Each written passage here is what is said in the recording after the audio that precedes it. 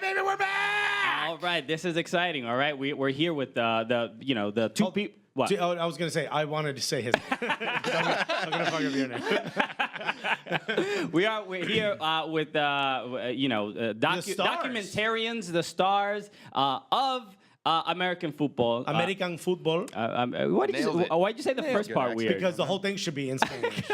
Futbol Americano. American is not a Spanish word. It's Spanglish though, and that's how I grew up. So don't disrespect my culture out here. But we cannot stress enough how good the movie is. We saw So it, good. We saw it last summer. I wanted to hate it. I'm not gonna lie to you. I wanted to hate it. I'm like, well, these guys get to travel all around South America and go to a World Cup. Well, la-dee-da. And then I watched it, I'm like, yo, that's pretty dope. Yeah. Although there was one thing that I found a little disrespectful, and I'll talk about All it. right, we'll save it. We'll talk about it. Everybody wait for that. We're gonna have the gotcha moment with. That's why we bring you on this podcast. But we are here. Introduce our guest. One guest at the very least. Yeah. Ladies and gentlemen, he's great. You know him, Peter Karl, everybody. And then to his right, we have Sam Mathius. Matthias. Matthias, we got it. That's a good effort, though. Most people don't get it that close. It's a curveball. If you changed it to Marcos, though, it would give us a little bit more credibility. Yeah. I'm actually okay with that. We should start that trend. Yeah. Right Tell there. people you're Argentinian. They can't say anything. Exactly. Everyone I there's think I'm blonde. better at football anyway. Yeah, so put a little that's good. tilde over the vowels. That's it. You're good to go. All of a sudden, they're like, he's so creative in the midfield. You know? When we were traveling, I would tell people my first name was Samuel because I thought it was easier for people to pronounce. Yeah. They would like make fun of me for that, but I'm like, yo, I'm just trying to. As fit would in. I. No. As would I. Yes, I deserve it. Looking back, Thank on God it, you but- didn't do a trip through Asia. That would have gotten real racist. Sam, what's your name? Don't do it, Sam. So let's talk about the film for real quick. So we saw the film last. It was screened at Kicking and Screening. Right. And the basic sort of synopsis: you guys go travel. You end up at the World Cup in 2006. Right in Brazil. 14. 14. What am I thinking about? Jesus. you guys were children. These guys are 75 years old. Literally. Sorry, I don't know why I had that in my head. Escorted So by you our guys- mothers. Yeah. The World Cup. So the whole trip around the 94 World Cup you guys filmed. It took us this long to make the film. Editing was... Yeah, a beast, technology man. It's is a really beast. caught up to us. So, but this was the World Cup, U.S. against Belgium, and Tim Howard's, the Secretary of Defense, the whole thing. The World Cup in Brazil. The World Cup in Brazil. So, it was, So you guys did a trip from California through Central America, South America to end up there. Yes. But I remember this film because I remember it wasn't a GoFundMe. It was Kickstarter? Indiegogo. Indiegogo. It's Yes. one of the three. All right. One of those. You guys could have just said yes. Right. So you guys were doing I remember on social media, a lot of people were posting you guys videos and stuff asking for donations. Oh, yeah. Yeah. So that was yeah. a big thing. You knew you wanted to do this whole trip? Yeah, we had the whole thing plotted out. We basically had a number that we wanted to hit. The goal was never to really frame it like help fund our boys' trip to the World Cup. Granted, we really wanted to go to the fucking World Cup. But, it was really about, what our mission was to go to these places and turn the cameras on all the places we went to. But we did have to do some pretty egregious things to get money. Yeah. Sam. all right. You look like you're about to cry. I just remembered. It was very stressful. What did Sam that do? month. So What'd you make Sam do? so Samuel, tell us what happened. this idea kind of evolved. We were like, all right, we're doing the Indiegogo campaign. Let's do these sub goals. So if in a given week we get X thousands of dollars, one of us will do something crazy and post it online. So it was really, really snowy in Boston where I was living at the time. So I was like, all right, I'll go outside and juggle a ball in a Speedo for 2 minutes because it's super cold, super snowy. Right, But of tundra course, we hit the goal and then it warms up and there's no snow on the ground. So Pete's like, why don't we just go film you around Boston, juggling in a Speedo. And I was like, that's a terrible idea, but all right, I'm game. Let's do it. Yeah. So we went to all these landmarks and I just juggled in front of Paul Revere's house, Copley Square, TD Garden. So and, let's cover all some of the these things that people have are happened going near crazy. Paul Revere's house. One if by land, two if by sea, saved America in the beginning. And then you in a Speedo juggling in the Yeah. winter. It was pretty disgusting. Just, I'm not the most in shape person. I wasn't 5 years ago either. So it was aggressive. Got a lot of weird looks. Did but- you have the Speedo already, or did you need to go acquire No, I had one? to go buy one. Okay, I was gonna say, of course you own one. It's an investment. Yeah. I went unscathed in this whole challenge thing. Peter, Yeah. our other producer, had to get cornrows. Yeah. Hilarious. Okay, and we assume he is white. Yeah. Very His much. name is Petar Majarac. He's like a Serbian. So he's Oh not no, just Serbian white. isn't white. Baltic don't count. He's not just white. He's like really. Yeah. Baltics go through some stuff out there, bro. You're one of us, just so you know.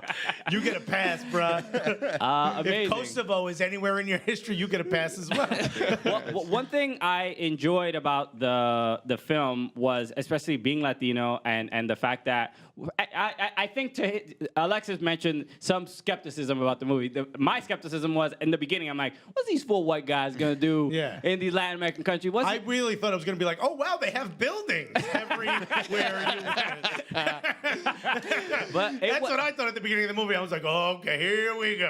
But it was great. It was an interesting look into you guys learning about different cultures and obviously treating it with the utmost respect and being fascinated by it. But I got to learn about these particular cultures. I mean, you went to, if I remember, Costa Rica, Panama? Were you in Panama? No. Colombia. Colombia. Can you just say? So we went to all the countries that had actually qualified for Got that it. World Cup, Got it. except for Honduras. Yeah.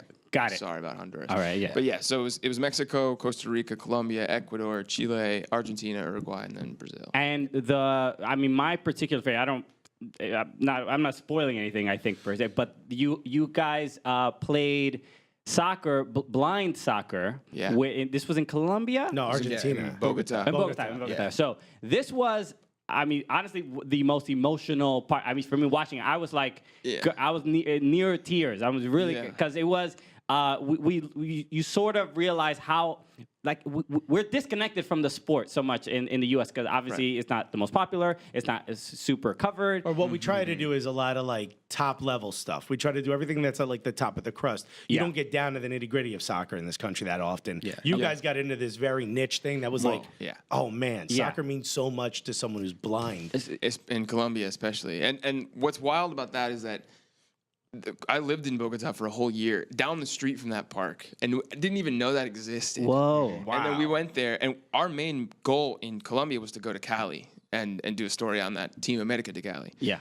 And we were there, we're here for a week. Like, I think it was a week, yeah. and Sam just found it like a footnote in a Guardian article about these guys who played soccer in a hockey court in the park. I'm like, I know that park. Yeah. We go there. We didn't know how to get a hold of him, really. We just showed up. We just at the showed time up. It And we're said like, to show up in the Guardian article, and we were like, "Hey, this is what we're doing. Can we film this and profile what you guys are doing?" They were like, "Yeah, that's super cool." They were super on board, and it was just So on board. super inspiring, to be honest. You don't really expect to see something like that or come Not at across all. something like that, and they were just so welcoming and immediately understood what we were trying to do. Is there like a caretaker? Is it a league? Is it something where people can look it up now? Or if any of our fans go watch the film, is there some way that they can maybe donate to the blind? I mean, they would love that, and I know you can look them up by their name. It's called Futbol Ciego de Cundinamarca, which is like Very nice. Yeah. Yeah. we're in touch with them actually a lot, and maybe I can like have him send me something and I can send it to you guys. Yeah, we something can at least share you it. can tweet out or something. Yeah. But like he hit me up, his son. So Yeah, the main guy in the episode is this guy Luis. His son, 2 of his sons work with the team. One of them is the goalkeeper. It's the only player in a blind football team who can be sighted. And then his other Seems son like is an their advantage. coach. Yeah, it is. I gotta be honest, seems a little disrespectful. But then the other son is a coach on the team. So That's dope. And I guess they saw the film. they have seen the film. The sons have certainly seen the film. I think That's dope. We sent them a free download code, so I hope that the whole team at least can watch it with them, listen to it. 'Cause, Yeah. I mean, What was it like actually playing? I know you talked about it a little bit, but what do you remember about that moment? Because watching you play and seeing how stressed and difficult and like so You were. It was one of those things where I know, like you know, able-bodied people and people who are handicapped or something, where the dynamic was completely flipped, where you were just like woe is me to some degree. yeah. But also, like, It's terrifying. we're not revealing too much, but some of those blind players are very good at playing the game blind. Yeah, and- You, on the other hand, were a fish out of water. Oh no, I mean we're not good without. So I mean, Imagine you were amazing blinded though. Imagine that's what it took. that would have been a twist. and keeps Imagine dribbling just through schooling everyone. on them like, oh, No, this guy's just out here wilding Yeah, on these just dudes. hustle. Dude. Why are you hustling blind people, guy? Sam's got money tucked between his fingers. He's Like, taking they bets. didn't know what's coming. They didn't see it. honestly, we would Gotta pay just for the trip. Yeah. we would probably still be filming that documentary. Of me being like, I just found my life's passion, found your and now I'm life's- just taking on like the USL as a blindfolded player. But no, it was completely disorienting, completely, like frightening. Honestly, not knowing when you're going to collide with somebody, not knowing where the hell the ball is, and I mean also the goalies direct the players in Spanish, and we're kind of like, I think he means this, but yeah. I mean. And then you have to say the word boy. It's like the rule that to know when someone's going to attack the ball, so you're really just not like colliding with each other all the time. But everybody's just saying boy all the time. You have no idea where anything Yeah. is. Yeah. Just constantly hearing it, and it's getting closer and closer, and you're like, oh shit. I gotta playing try with your and hands up tackle over your or, face. like, Yeah. dribble by someone, but I don't know where the goal is. And I'm sure you don't want to hurt anybody either. Well, yeah. Then we ended up getting hurt. Yeah. I mean, running into the fence and. That was a hilarious clip, though. Pete has quite a collision in the. Oh, I mean, in that that main guy, section. Luis, he was on a mission. He called it the bicicleta, but it's kind of like a rainbow kick. Yeah. Yeah. And he wanted to just nail wanted to me with embarrass this. him, And he finally got it in position, and he was like, and it's in the film, like, he's like, Peter? I'm like, yeah. And he just does the bicycle, and he runs around me, and like I could just feel it, and I didn't know really what happened, and the camera guy is like, dude, you just got so schooled. And I'm like, I felt it. I felt like that happened. It was pretty And epic. Luis was, peacocking after that. a bit. Yeah, I'm sure. As he should. As he should. Yeah. I mentioned, but you went to a couple different countries. I'm half Uruguayan. And this is Okay, what I found disrespectful. It was like 12 seconds. It's just you guys relaxing. And one of you says, Uruguay's kind of a boring country. I was like, yo! We couldn't get a little more than that? Is this the beat? Cavani! Yes, this is the beat. Cavani, Luis Suarez, that's- Nicolero. Dude, that was one of our favorite places, I Yeah, think. I Wait, think it I was gonna ask you, your Hispanic like origins are Colombian and No, Uruguayan? Cuban and Uruguayan. Cuban? But I only Okay, grew up cool. with my Cuban side. So when I speak Spanish, I'm a Cuban. Super dude. Cuban. Yeah. Okay. It's just a mess, Hispanic. My dad left when he was young, so we like to consider him Puerto Rican. I don't even know what that means. That's I like think nuts. you know exactly That what is that nothing. I'm Dominican. Both my parents are from Dominican Republic, so Got it, I didn't grow up watching the game. Yeah, or me anything. neither. I'm very baseball, very Yankees growing up, Yeah. but I found the game Gotcha. because of Newark. I grew up in Newark. Right. Baseball, my game Yeah. growing up too. This Yeah. guy helped me find the game actually in college. So him and my brother. Yeah. All right. Can't stand baseball now, but Uruguay was a fun place. We Actually, really loved it. Yeah, I think when we were there, though, the season was winding down and like winter was kind of setting in, so it was a little sleepier than when it normally is in Montevideo, I think. Yeah. But like we really loved it. We dug the vibe. The food was great. The people were super Chivitos cool. are awesome. Do you Yeah, guys have chivitos chivitos? are awesome. Yeah. There's a great chivito spot in the city if you guys want to know. I'd have to check oh, that yeah. out. might be lunch. Hell yeah. Gotta eat somewhere. There's a great outtake from Uruguay that didn't make the film regarding food. Oh, sure. So- We'd love to know. Alexis would love to know. Yeah. Is this just tons of grilled meat? No, it's terrible. It involves Burger King. Oh, We were at the stadium that the U.S. won their first ever World Cup match. It's Centenario? no, the Parque Central, Central? where Nacional plays. Okay. Okay, yeah. And it was right before we were going to Brazil for the start of the World Cup, and we were like, we should do an offering to the soccer gods to just to bless us in Brazil. So we got the most American thing we could find, which was a Burger King burger, and we dug It's a a Whopper, hole. to be specific. It was a Whopper. Very nice. All right. Good. I was gonna ask, so Yeah. thank you. I legitimately was wondering. I'm like, they got Baconators down there? And we buried it outside the stadium. Yeah. And then we proceeded to watch like the most epic game of football ever. There were like I think 4 red cards. It went into extra time, and there were So like a low number of red cards. Yeah, that is the Uruguayan league, right? Yeah. I think it ended like 3-3. There were like 2. Is that how many players were left? last-minute goals. It was crazy. I think the tying goal before penalties was like a overhead bicycle kick too. Yeah, I was like, a couple years so I was ago, like, the all game right, was this is interrupted by paying off. cows. So Uruguayan league, yeah. It's off the chain, I think. But we decided not to put that in the film because, the climate around the Brazilian World Cup was very much about, like, how can you pay all this money to host a World Cup? Meanwhile, like, half of our country is starving and malnourished. And we were like, yeah, this is pretty distasteful. Okay. Yeah. We'll just take it. So out now the we're field. just telling you about Now it. we're telling you. No one will ever see it. Yeah. Anything wild happen on the road? Because you guys spent, how long were you out there for? 4 4 months. months. Yeah. 4 months. That's insanity. 4 months. We did a tour with it was us two and 2 other the guys from Total Soccer Show, Daryl Grove, Yep. And Mike Madgett, a comedian out of LA. and Taylor Who's a Rockwell. professional goalkeeper. And we were, so it was just 5 of us, right? 6 of us, 5 of us, and we after 3 days, we were was just 3 like, weeks. can't stand these By human the end of beings. week 1, we were all like, you go to that side of the lobby. Yeah. We go to that side. We are done here. And Mike, you go get a different hotel. Wi-Fi password, let's go fuck yourself. How about that? I think we definitely had some moments like that. I think we're all still friends and definitely strengthened Thankfully. the bond. But yeah, there's definitely moments when you're just like, man, this dude like fucking smells bad. There's like weird habits that you're like, they're getting on your nerves. And but it overall, it was fine. we did not have a cushy budget, so it was like chivitos and 2-bedroom Airbnbs, if that. Nice. Easily sleeping on the same mattress together, but so that stuff got old. But Oh, there's so many. thankfully there was a lot of times where not everybody was sleeping in the Airbnb because some guys on the trip were single and active, and which was fun for myself and another guy to live vicariously through. Sure. Hooligans After Dark. Yeah. Cue the music. Yeah. But Sam and I had a bond. We had like an agreement. Mm-hmm. This was the 2013-2014 season in the Premier League when we're both Liverpool supporters. When they were like Everton. going. So get out. Oh, wow. Sorry about All right, that. so you guys Arsenal. show I mean, Yeah, yeah. I just like that I'm in the top 4. for now. True. So that was when we were making the charge to win the title. which And- we ended up not winning. Yeah. Oh, no, famously. Yeah, very I don't think about famously. that every day, though. No. Yeah, because you didn't watch it. Yeah. Yeah. Because you weren't I'll there tell that you day. that story, You broke the promise. I did. It's all my fault.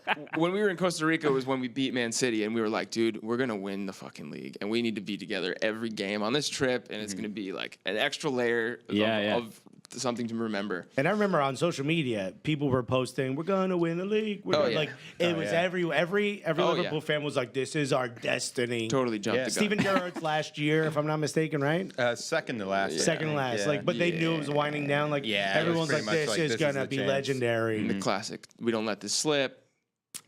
And then he slipped. And that match was the match that I missed. Yes. What were you doing that you missed this match? So then, all right. So the night before, I like when someone goes, "All right, Yeah. it's like, fine, I'll tell you the truth."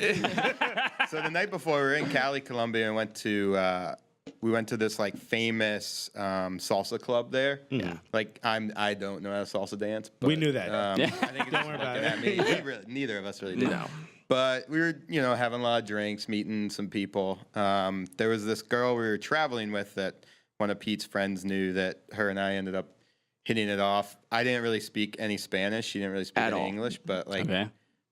we were getting along. Yeah. And one you thing need, you led need to another. you need a translator in the bedroom. Exactly. We dropped him off at one of those. Just a lot of Samuel.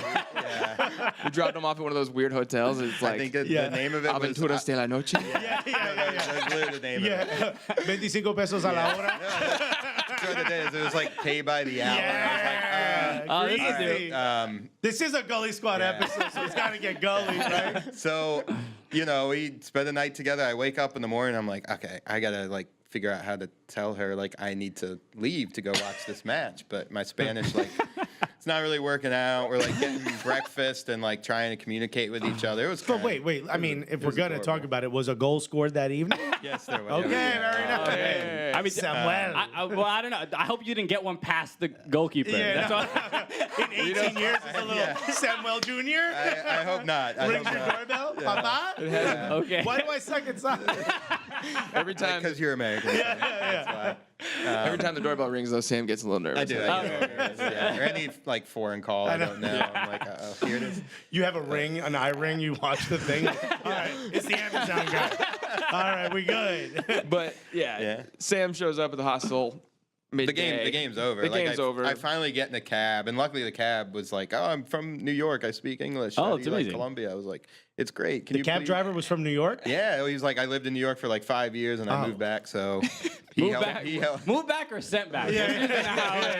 Yeah, I didn't ask him any. He's like, "I'll be follow-up back." questions. When Like, I'm in Dominican Republic and I meet people that lived in New York, I'm like, oh, you didn't come back because you wanted to. You did something really stupid back. Yeah, nobody makes that choice on their own. but I was like, "Yeah, here's the hostel I'm staying at." I think my phone was dead too, so I didn't really know what time it was, and ended up getting back to the hostel, and I'm Pete's sitting just there like tapping my foot. Like, this is your fault. Buddy. Where have Yeah. you been? not happy. Peter's like, "We didn't win," and you're like, "I did." You're like, oh, what a terrible turn of events. Yeah. You're like, "By the way, I'm very relaxed." So I was like, I'm gonna go chill by the pool. And yeah. Speaking of ladies in your lives, I did want to ask Peter, because you are dating someone we are huge fans of. You are dating Rachel Bonetta of Fox Sports, and she was covering the World Cup and all this other stuff. But the reason we Came up through the MLS too. She came up. That's right. Toronto's like announcer, I guess, or host. Yeah. Yeah. And the reason I want to bring her up is because she is hilarious, especially online on Instagram and stuff. And you are a big fodder of a lot of her jokes. And this You get the wrong end of the roast a lot. I think it comes with the territory. I'm game for it. Yeah, you are really chill about he's it. a good sport. Yeah, I don't know. At least she's not like really making me look bad. It's not disrespectful. It's like no, fun. no, it's fun. It definitely polite roast. And there was a video that she had put up a couple months ago, I think maybe about a year ago, because you obviously play soccer, rec leagues and stuff like that. And she went to a game. She was out there supporting you. Only game she ever went to. And she did the video. If I can, I don't know where it might be on her Twitter or something like that. I think it's a pinned tweet still. We have to. I know we've retweeted it. We got we like retweet and retweet try to it again. make sure we find it just and to make share. sure. But it's just a great moment of her watching you play, and she basically just says, she's basically just embarrassed because my boyfriend just got nutmeg. What should I do? Yep. And then a second later, she's just running away. Running away. She's just running away from the game. So I'm just curious, what is the? Not, I'm not gonna be like, what's your relationship like? But like TMZ, right? but the fact that you are dating someone very much involved in soccer, and also like, I mean, we're comedians, we're fans of people who can bring humor to the game. What is that environment like, and what do you feel like she offers from at least a comedic perspective to the world of soccer? And every time you mess up, do you just look over to see if she has a camera? In Yeah. Oh yeah. I'm on You're eggshells all the watch time. now. yeah. You should No, be. it's never a dull moment really, but she approaches the sports in general from a very like comedic standpoint. So it's always cool to get her take. And you know, she's from Canada, and now she has a job like on this TV show where she's had to learn quickly about a ton more American sports, you know, and so I feel like I'm now the person reminding her about soccer and being like, hey, don't you forget? Oh, sure, you know? So I'm like, hey, Toronto FC won last week, and he's like, I know. I'm like, the Don't forget where you came from. Yeah. Yeah, exactly. You were raised on this milk. But you know, at home and whatnot, no, it's like I can wake up and like the bathroom door's closed and she's recording a video, and I'm like, oh, what is going on in there? You know? Yeah. But it's Is that for Snapchat? Or for Instagram? But yeah, you're right. And sometimes it's like, oh God, you got me on that one. Or like, there's a picture of me sleeping or something. It took like a year for her to show my face on social media. It's just cropping it out. But I most felt of the like you time, guys weren't which is really weird. like open, like you weren't like public about the She was just relationship, right? She was just hiding me for a while. Yeah, Sure. I would too. No offense, I would too. Now she sees my. If it was Samuel, I mean, maybe everybody knows. Now she sees my value. Yeah, in a speedo. You know? Yeah. Yeah, just doing keepy uppies at our wedding. Yeah, nobody needs to see that again. Everybody needs to see that. I don't know if she's ever seen that. I gotta send that to her. Yeah, you got to shock and horror. her. Yeah. But no offense. now I have value. Not taken. Now I'm a comedic prop, so hopefully that doesn't change. All right, cool. Yeah, Maybe if it does, then yeah, you Then I must know be where I flattered. stand. There's no other way. All right, so let's talk about where can people see the film and how can people get it and stuff like that going forward. Like, what's the future of American football, right? so it's on iTunes, Amazon, Google Play, YouTube Movies, all those video on demand platforms. It's for rent and purchase. Give us a few months, maybe it'll be streaming on one of those fancy places. Who knows? Okay. But yeah, rent and purchase, and I mean it's 96 minutes, it's the length of a soccer game. If you can sit through a soccer game, you can definitely watch this movie. It'll go quick. Yeah. And on our social media, we posted like the first 3 minutes on social media, like Facebook, just to kind of drag people in. Yeah. And I will say, we saw this movie in the wake of U.S. not qualifying. Right. And it's a movie about you guys going to see the U.S. play in a World Cup. Yeah. And Yeah. I love the way you had to re-edit it, obviously, but Yeah. Definitely. Oh yeah. it's like, yeah, we need new voiceovers. We need a little ADR right now. Pete was not happy about that for a lot of reasons. But I will say, I want to give you guys credit because the way it was framed, I did not want to enjoy seeing this movie because I was still very upset about it. And the way it was framed and the way what you guys were able to do, it gave me the opportunity to remember better times. Yeah. Yeah. And I thought you guys did an absolutely incredible job with that. There's a lot of nostalgia, I think, Yeah. at this point. Once the wounds But are also, it healed. gives you hope for the future. It made me Yeah. want to believe again. Yeah. Yeah. Oh, go for it. I think when we realized, okay, the U.S. didn't qualify, that's kind of a wrench in our plans. But after thinking about it, we're like, well, maybe this is more relevant than ever, to be honest. It was a wrench in Adidas' plan, Nike's plan. It was a wrench in our bank account. We had a deal on the table for a lot of money, and then the day that happened, the next day we got an email like, "So we're gonna rethink," and I'm like, "No, Yeah, pay us that." I mean, I'll suck someone's dick. We were just like, please, it's a podcast. We're trying to make this work. Yeah, I mean, we were in the same boat. We were like, all right, what's the viability of somebody wanting to even watch this now? But we thought about it and we're like, okay, no, this is more relevant than ever in a way because we're going there to sort of learn about these football cultures and how they can inform ours, not just off the field, but even on the field. But just the joy you guys had going to see the U.S., it made me want for that to happen again. Absolutely. So Oh, I for think sure. you guys, whether you know it or not, you did a service there. Was that time we saw it the first time you screened it? That was the world premiere. Really? Yeah. World premiere. Because of all people, I've seen you. You're relatively, Peter. I'm pointing at Peter if you're listening. You're a relatively calm dude. Your Yes. face doesn't really change much. I know when I make you laugh, but I never know if you're scared, right? But you looked like, at the end of that film when everyone went upstairs for like the after party. I'd never met you. I'd never met some of the other guys. But Pete, I've met before.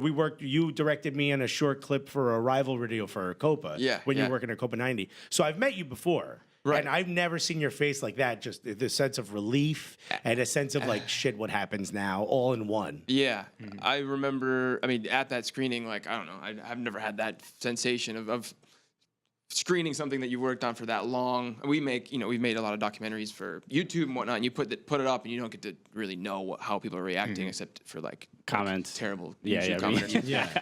14-year-old. Yeah. And to have it in a theater like that, full of people, and then the reaction, we were like, oh man, that's a great feeling, and I mean, definitely a huge relief. It was like I didn't think it was that funny of a movie, but apparently it got a lot of laughs. Like, Yeah. Did you write the script? You wrote the script, right? Yeah, And took forever. But That's why I don't I do can't, it. and I can't stress enough, like for the people listening to us talk about it. The movie's really, really good, and it is very funny. And the fact that the U.S. didn't qualify, Right. added to some of the humor, and obviously it made you feel a little bit better about the U.S. not qualifying because you could laugh a little bit. There was the about ability to be a little bit self-deprecating. I think just added another level to that film for Right. sure. Yeah, and I think like we said before we came on, like the goal was never to be. It was not going to be like a travel vlog. No. Like we aren't the kind of guys who are going to take Hey, Selfie I'm here with my homies. Exactly. Yeah. Hey guys. I mean, and at that time, like, I mean, we didn't even. I don't think Instagram stories existed. Instagram stories definitely Snapchat didn't. hardly existed. I think Facebook Live was just becoming a thing. Yeah, I think even, we tried that a couple times, but the whole social media thing didn't really play into it. So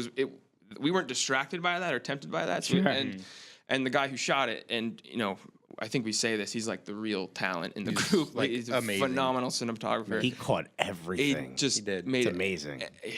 And for him, for 4 months of just like going down to these colorful countries and him just being able to shoot what he wanted, he just killed it and he made it way easier. He was just so good about like, I mean, going to a foreign country, you don't speak the language, you could be a little timid and not really sure what you're getting yourself into, especially when there's crazy soccer fans everywhere. But like, he never batted an eye. Not like, Sam though. When there's a Liverpool game on, he's not timid at all. Sam's like, all right, y'all go play. I'm gonna go smash.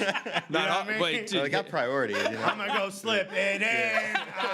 dude, Austin too. Yeah. Austin did some work. Oh, yeah. what are some of the other clips we didn't see? He filmed That's everything. a real good footage. Yeah. We're doing like an hour-long interview in Spanish, and only myself and Peter, who's married to an Ecuadorian, spoke Spanish. Yeah. So I'd look over at Austin, and I'd be like, "You framed up?" And he'd be like, "Yeah, I'm Just good." like swiping right on. And he's just like Like just constantly, swiping. Yeah, Right, just right. all the American football outtakes on Pornhub.com. As soon Yeah, as this we would makes it land, sound. This was the boys' trip. as soon as we would land in the new country, the first thing he did when he turned on his phone, he'd be like, "All right." Yeah, no, you gotta do what you gotta do. I've done comedy tours with some comedians that I'm not gonna say his name, but what he would do was he would kind of like produce these shows and put these shows in different cities, and he would go when we landed. He would go on Tinder and start inviting girls to the comedy show that he would meet on Tinder, and then occasionally, and I have a girlfriend, and then I'm in these scenarios when there's like 4 Tinder girls at a show after like trying to hang out with him. I'm like, I don't know. I mean, I don't know him that well, you know. By the way, I'll tell you this: we won't say his name, and we'll never tell you his name. If you ever meet him, you'll immediately know who we're talking about. You get the sense that this is that. I swear to God, if you ever meet this person, So you're like, "Ain't you the dude?" Look, whatever. I'm not gonna knock anybody's hustle. No, Well, hey, you gotta do what you gotta do. Hey, So whatever, fill the show. Gotta get those asses in the seats. It didn't distract us though on the road. you can tell from the film. It was it's very, very so good. I have a question for you guys. Being 2 guys of Latino descent. Yeah. One of the main goals of the film was to be able to translate the passion for soccer in Latin America for other audience like in the United States to be able to connect more and spread awareness of where this passion for the game comes from. And I think one of the things that caused us to really think about it that way was the lack of representation of Hispanic Americans in our national teams and why can't we get these guys? Like, where is the chink in the chain to be able for them not representing the country? You guys, like, how do you feel when you watch the national team and you don't see anybody who's like an equal, not an equal representation? It's probably not. Doesn't equate to what our percentage of the population is for sure. Exactly. But I think of things from 2 perspectives. For me, it's like being someone who's from like inner city and being from Newark, I don't see enough like that representation, whether it be Caribbean, Latin, Black, anything. There's just, for the lack of a better term, I don't see, no one speaks. This is why we started Cooligans. No one in the American soccer industry, whether it's player down to like this, no one really ever spoke the way we spoke. No one ever sounded the way we sounded. No one ever listened to the music we listened to. None of the people that were announcers did. And I've always said it's very sterile, it's very suburban and white. And that's not a knock on them. They should be doing that, but there should also be other people. So when I watch the game and guys like Eddie Johnson were like the last dude to be like, nah, I'm a little rough around the edges where I come from. That's the last person that I would look at and go, okay, I would have had a shot. So just being Latino and not seeing enough Latinos, I'm like, where does this come from? Now that we've done this long enough, we're like, there's one U.S. scout, and it's Thomas Ronningen. I was a great dude, but if he walks into my house when I'm growing up, my mother's like, "Quien es este?" Like, how's he gonna relate to? Yeah, exactly. Yeah. And it's not. I'm not saying you need to go out and get a Cuban guy and go out and get a Uruguayan guy and go out and get a Dominican guy. You don't need to I'm do saying that. I'm saying all those things. If you do, we're available. All right? And I'll take both them paychecks. But what I'm saying is like, you see it and you're like, this somewhere down the line, those players aren't aren't viewing the American team as a viable option, and that's where the failure is. Yeah, and to add to that, the issues that we see with the Mexican players that have dual nationalities that can play for both, and they choose to play for Mexico. Right. I think at the very least, the U.S. men's national team is not really ever going to say we're better than the Mexican national team. They can't. Right. That's not. Right. They can pitch themselves, but they can at the very least sell something bigger about the country, about what a Mexican American player playing for the U.S. men's national team could possibly mean, and players have done it, and so that losing potential talent to Mexico over and over is a bad sign for how soccer is sort of viewed in the country, and how Mexicans are viewed in the country, and like how Hispanic people are treated, and how we hear about immigrants and all this other stuff. So, and I'll give you guys credit because I think when I started watching the film and the fact that the 4 people involved or 5 were not Hispanic people, I'm like obviously a little skeptical of like what is this going to be? But after, during and after the film, I was like, these guys did a tremendous service to American people trying to get to know more about the football culture in these countries. I don't think you guys might not have viewed yourselves as sort of the representation of the average American in Latin America, but you were watching you guys have those awe moments and amazing moments. And I think the blind soccer thing was probably something that if you watch it again, like a second time, you'd be like, wait a minute, soccer's so important that they have blind people want to play. Like blind people here are just like, yo, we would love to be able to get it off the subway. You know what I mean? Without bumping into stuff. Like, you know what I mean? Because the systems aren't built for them here, and they love it so much they want to play the game. Watching you guys sort of go through those things, and even though you lived in Colombia, you still have moments where you're like, oh man, soccer is bigger here. It's more important here. That's the average American is you in those moments. You know what I mean? And I think it's a great opportunity. Yeah, people should watch this film because it's absolutely incredible, and it is not just a boys trip. It's you guys really learning about soccer at a different level than we have it here. And Absolutely. The goal is really, what we want to happen. If even one person does this, I would feel like we made an impact.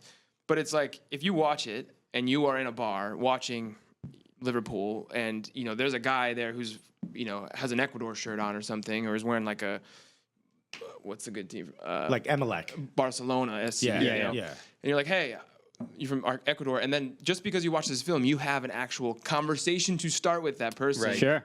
That's all it takes. Like, inclusion and diversity are buzzwords these days, but like, I feel like the real act of that is just starting a conversation, making that person feel like absolutely included in what you're doing, and then that guy has a kid who's really good at soccer, and he feels included in the community, and he's like, okay, I'm a part of this. I will represent this country. I think overall, that's kind of what we want people to take away. You don't have to be even a football or soccer fan to like it. One of the cooler stories we have, I think, that was really rewarding for us as producers who created the film.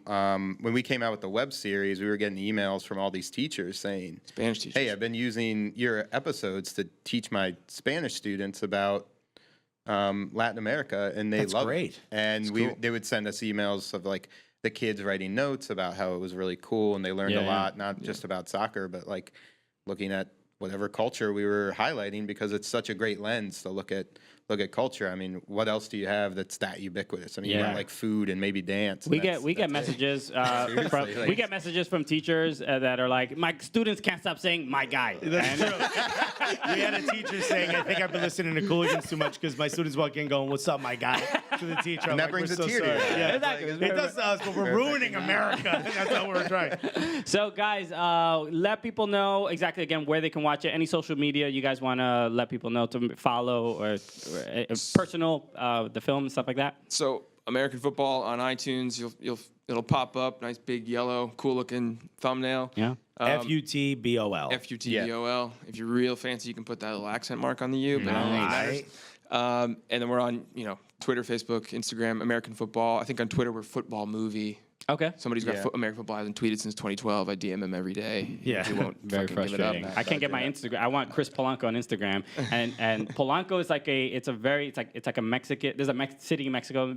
It's a city in Spain and all that stuff. So I don't know where it's from. He has it private. Hasn't posted anything in like 5 years, and I can't get it. Yeah. I message him.